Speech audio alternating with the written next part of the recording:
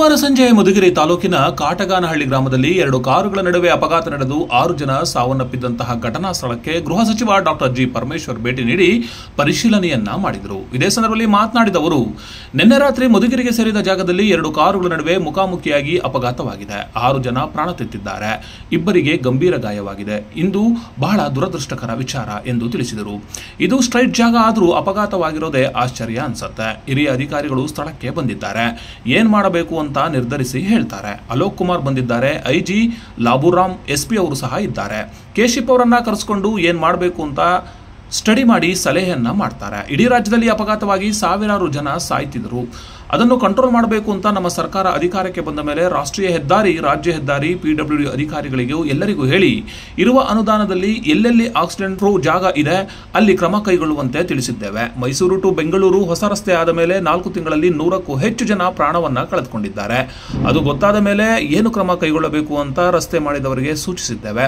ಈ ಕ್ರಮ ಕೈಗೊಂಡ ಮೇಲೆ ಕಳೆದ 6 ತಿಂಗಳಿಂದ ಆಕ್ಸಿಡೆಂಟ್ಗಳು ಕಡಿಮೆ ಆಗಿವೆ.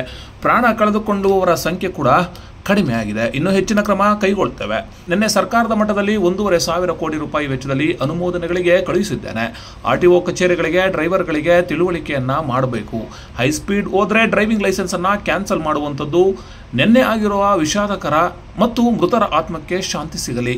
ಮೃತರ ಕುಟುಂಬಕ್ಕೆ ದುಃಖ ಭರಿಸುವ ಶಕ್ತಿಯನ್ನ ಭಗವಂತ ನೀಡಲಿ ಎಂದು ಅವರು ತಿಳಿಸಿದರು.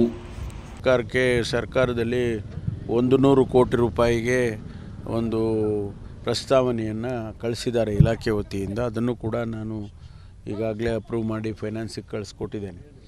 ಆದ್ದರಿಂದ ಇದು ಸ್ವಲ್ಪ ಎಚ್ಚರಿಕೆಯಿಂದ ನಾವು ಕೆಲಸಗಳನ್ನ ಮಾಡಬೇಕಾಗ್ತದೆ. ಆಮೇಲೆ ಡ್ರೈವರ್ಸ್ಗಳಿಗೂ ಕೂಡ ತಿಳುವಳಿಕೆ ಹೇಳಬೇಕಾಗುತ್ತೆ. ಈ RTO ಕಚೇರಿಗಳಿಂದ ಅವರಿಗೆ ಸೆನ್ಸಿಟೈಸ್ ಮಾಡ್ತಕ್ಕಂಥದ್ದನ್ನು ಕೂಡ ಮುಂದಿನ ದಿನಗಳಲ್ಲಿ ಮಾಡ್ತಕ್ಕಂಥ ಕೆಲಸವನ್ನು ಮಾಡ್ತೇವೆ. ಈಗಾಗಲೇ ಸ್ಪೀಡ್ ಹೈ ಸ್ಪೀಡ್ ಹೋದರೆ ಅವರಿಗೆ ಲೈಸೆನ್ಸನ್ನು, ಡ್ರೈವಿಂಗ್ ಲೈಸೆನ್ಸನ್ನು ತೆಗೀತಕ್ಕಂಥದ್ದು, ಅದನ್ನೆಲ್ಲ ಕ್ರಮ ತಗೊಳ್ತಾ ಇದ್ದೀವಿ.